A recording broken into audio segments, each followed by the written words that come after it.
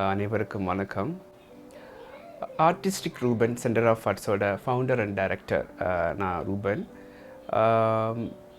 Actually நான் இந்த ஃபீல்டில் ட்ராயிங் அண்ட் பெயிண்டிங் டீச்சிங் ப்ரொஃபஷனில் 18 இயர்ஸாக வந்து நான் டீச் பண்ணிகிட்ருக்கேன். என்கிட்ட வந்து டிஃப்ரெண்ட் டைம் ஜோனில் இப்போ வரைக்கும் 2000 ஸ்டூடெண்ட்ஸ் வந்து வேர்ல்டு வைஸ் வந்து லேர்ன் பண்ணிகிட்ருக்காங்க. நான் டீச் பண்ணுறது வந்து எல்லா மீடியமுமே அதில் கவர் பண்ணுறேன்.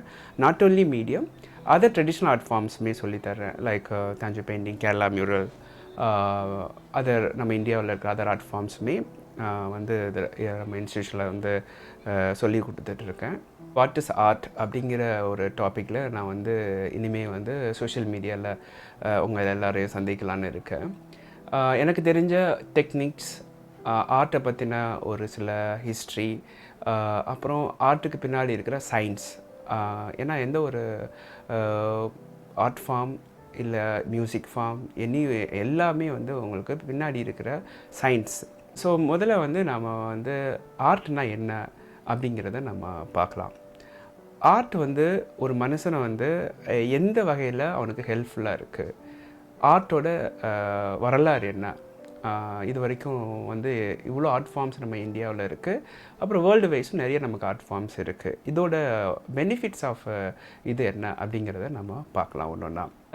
ஆர்ட் வந்து எப்போ உருவானது அப்படிங்கிறத நாம் தெரிஞ்சுக்கணும். ஏன்னா அதுதான் வந்து ஆர்ட்டோட பேஸ். அங்கேருந்து தான் நம்ம ட்ராவல் ஆகி இவ்வளோ தூரம் ஆர்ட் வந்து எவால்வேட் ஆகி வந்திருக்கு.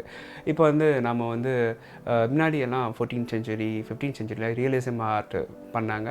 அது அப்படியே ட்ராவல் ஆகி இப்போ வந்து கண்டெம்ப்ரரி ஆர்ட், அப்ஸ்ட்ராக்ட் ஆர்ட், இந்த மாதிரியான ஒரு ஆர்ட் ஃபார்ம்ஸில் நிறையா ஒர்க் பண்ணிகிட்ருக்காங்க இல்லையா. ஒன்றுக்கும் உள்ள வித்தியாசம் என்ன அப்படிங்கிறத நம்ம வந்து வரும் வீடியோக்குள்ளே உங்களுக்கு சொல்லித்தரப்போகிறேன். அப்போ ரியலிசம் ஆர்ட் என்னோடய நான் பண்ணுறது ஸ்பெஷலாக பண்ணுறது வந்து ரியலிசம் ஆர்ட்.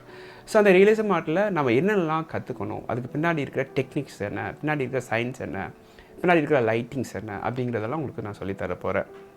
அதனால் கண்டினியூஸாக நீங்கள் இந்த பிளாட்ஃபார்மை நீங்கள் வந்து சப்போர்ட் பண்ணுங்கள் எங்களுக்கு. ஃபர்ஸ்ட்டு டாப்பிக்கில் நம்ம வந்து வாட் இஸ் ஆர்ட், ஆர்ட்டோட ஹிஸ்ட்ரி அதை நம்ம பார்க்கலாம். ஆர்ட்டோட ஹிஸ்ட்ரி நம்ம பார்த்தோம் அப்படின்னா ஹியூமனோட எவால்யூவேஷன் அங்கேருந்தே ஆர்ட்டும் ஸ்டார்ட் ஆக ஆரம்பிச்சிடுச்சு. ஆர்ட்டோட எவால்யூவேஷன் அங்கேருந்து தான் ஆரம்பிச்சிருக்கு.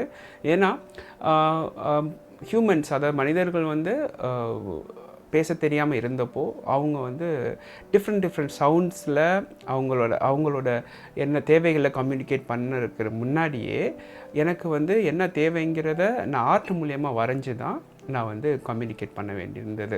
அது ஈஸியாக புரியவும் செஞ்சது மற்ற மக்களுக்கு.